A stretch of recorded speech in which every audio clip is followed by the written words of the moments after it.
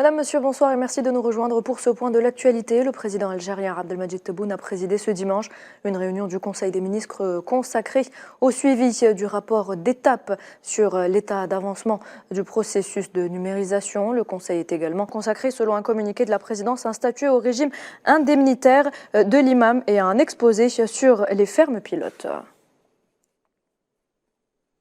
Cela fait maintenant 121 jours que les forces de l'occupation sioniste bombardent sans relâche la bande de Raza.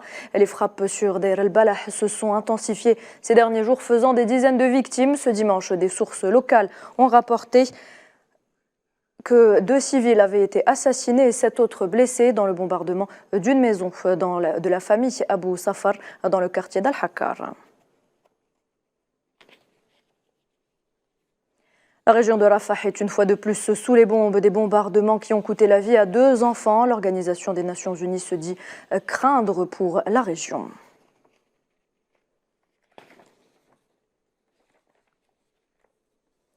Et au moins 3 personnes ont été blessées dans le quartier de Salam à Rafah par une roquette sioniste ce dimanche. Aouni al-Rahawi a déclaré qu'elle se trouvait à environ 2 mètres de la frappe lorsqu'elle a eu lieu. Dans le même dossier, l'approvisionnement en aide a atteint ses limites à Rafah. Les nombreux déplacés vivent dans une situation très précaire et manquent de tout. Depuis la nuit dernière, les forces de l'occupation ont arrêté au moins 14 citoyens en Cisjordanie occupée, dont d'anciens prisonniers, selon la Commission des affaires et des prisonniers et des ex-prisonniers, ainsi que le Club des prisonniers palestiniens. Dans un communiqué de presse commun, les 2 institutions ont indiqué que les arrestations ont été concentrées dans les gouvernorats de Qalqilia de Naplouse, tandis que le reste des arrestations a été réparti dans les gouvernorats de Tulkarem, Ramallah et de Jenin.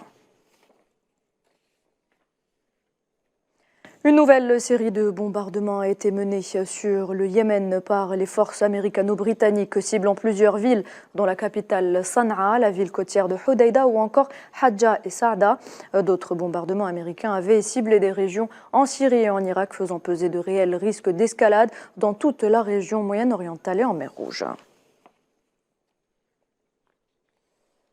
Dans l'actualité également, la visite du général d'armée Saïd Chengraiha, chef d'état-major de l'armée algérienne, se poursuit ce dimanche en Arabie Saoudite où il prend part en qualité de représentant du président Abdelmadjid Tebboune à la 2e édition du Salon mondial de défense à Riyad. Saïd Chengraiha devra visiter des structures relevant des forces armées saoudiennes. Il rencontrera par la même occasion des responsables militaires saoudiens en vue d'étudier les voies du renforcement de la coopération bilatérale et d'examiner les questions d'intérêt commun. En Tunisie, 9 terroristes ont été arrêtés lors de patrouilles des services de sécurité, selon l'agence de presse tunisienne. La direction générale de la garde nationale a fait savoir que des patrouilles mixtes de Msaken ont arrêté les individus recherchés par la police et les structures judiciaires pour appartenance à une organisation terroriste. Les personnes arrêtées avaient été condamnées à des peines de prison variant de 2 à 13 ans.